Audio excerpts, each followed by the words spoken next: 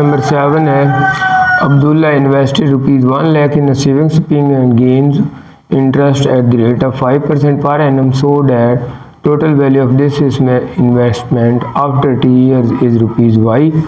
This is modeled by an equation y is equal to 1 lakh into 1.05 power t, where t is greater than 0. Find after how many years the investment will be double.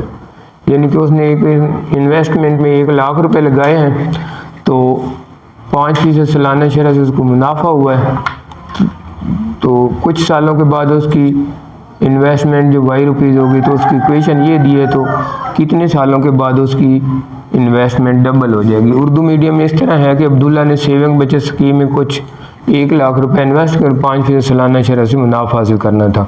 30 साल के बाद उसकी investment Y हो गई है, तो इसकी मसावत ये इस तरह दी है, y is equal to y 1 lakh into 1 plus 1.05 power t। तो कितने अर्से बाद इसकी इन्वेस्टमेंट, तो हमें जो गिवन चीज़ें हैं वो एक तो ये है कि फार्मूला है y is equal to 1 lakh 1.05 power t, और दूसरा जो है कि वो उसकी इन्वेस्टमेंट डबल, यानी कि y जो हुई है ना वो ये y वो डबल हो जानी है, तो टाइम मालूम करना है कितने अंसे में ये 1 लाख से डबल हो जाएगी, और वो t हमने फाइंड करना है। तो अभी हम इस इक्वेशन में ये पुट कर देते हैं, y की बजाय 2 लाख, ये 1 लाख और ये 1.05 पावर t। अब 1 लाख को दूसरी तरफ डिवाइड कर देते हैं, तो 1.05 power t is equal to 2 lakh over 1 lakh, तो ये 0 से 0 काट जाएंगे तो सिर्फ 2 बच जाएगा। तो हम इसको लिखते हैं 2 is equal to 1.05 power t। तो अब इसको दोनों तरफ लॉग ले लेते हैं,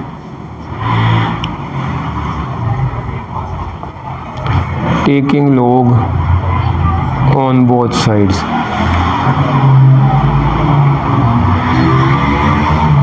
तो यहाँ पर भी log 2 आ जाएगा, यहाँ पर भी log 1.05 पावर t जो है वो log से पहले लिख लेते हैं। हाँ जी, log 2 की वैल्यू हमने कैलकुलेटर से देखनी है, तो वो 0.3010 आ जाएगी। t हमने फाइंड करना है। log 5 की वैल्यू जब हम निकालेंगे ना log 1.05, तो उसकी वैल्यू आती है 0.02118289। तो अब t जो है हमारे पास ये आ जाएगा 0.3010 ओवर 0.021189299।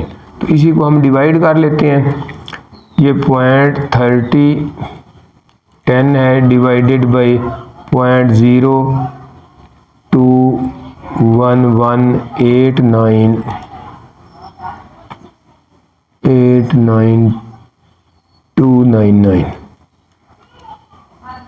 तो ये हमारा आंसर आ गया 14.2। तो ये t जो है 14.2 ईयर्स, तो हमने पूरे सिर्फ साल बताने, तो हम 14 ईयर्स लिख लेते हैं।